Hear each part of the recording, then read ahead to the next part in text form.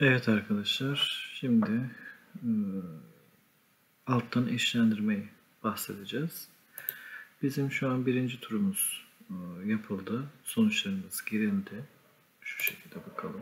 Sonuçlar ilan edildi. İkinci tur eşlendirmesini de yapacağız. Alttan eşlendirme neydi arkadaşlar? Herhangi bir eşlendirme yapıldıktan sonra yarışmaya gelen sporcuyu en alttan elle eşlendirme yapıyorduk. Bunu ise Service Manager'da nasıl yapacağımızı göstereceğiz. İlk önce eşlendirme yapıyoruz. Bu sporcularımız ikinci tura çıkmayacaklar. Ama senaryomuza göre arkadaşlar 42. 28. ve 25. sporcularımız, yani 3 tane sporcumuz ikinci tur eşlendirmesini yapıp ilan edildikten sonra gelecekler. Salonumuza işte sporcularımız oturmuş, ikinci tur için herkes hazır. Biz bu 3 sporcuyu alttan eşlendireceğiz. Bunu başlat dedik. Tamam. Listelerden eşlendirmeye baktık. Evet, ikinci turumuz burada olduğunu gösteriyor. Şimdi eşlendirmemiz şu şekilde şurada kalsın.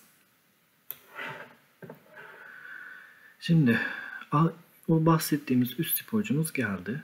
Dilekçelerini verdi. Başhakem artık kararı onlara verecekler. Turnuvaya girmesine izin verildi vesaire vesaire. Yani yönergeye göre kabul edildi diyelim. Girdiler. Bu sporcularımızı alttan 16. masaya oturtacağız. Ama 3 sporcu var. Şimdi bunları nasıl eşlendirmesini yapacağız? Genelde ilk gelen sporcu 16. masanın beyazına, sonraki gelen ikinci sporcu siyaha, en son gelen sporcu da 17. masanın beyazına oturtulur ama bir sonraki sporcu gelir mi gelmez mi bilinmediği için şu anlık bizim senaryomuza göre 3 tane sporcu geldiğini varsaydık. Şimdi arkadaşlar eşlendirme, yeni sporcu gir diyoruz. Burada dikkat edin, ikinci tur eşlendirmeyi elle belirle bölümü var.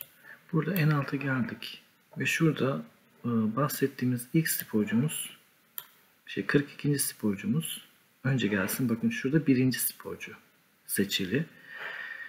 42. sporcu ilk gelen olsun. Sonra 28. sporcu gelsin. Bakın burada iki tane seçenek sunuyor. 42. sporcu beyazda oturmuş. 28. sporcu siyahta.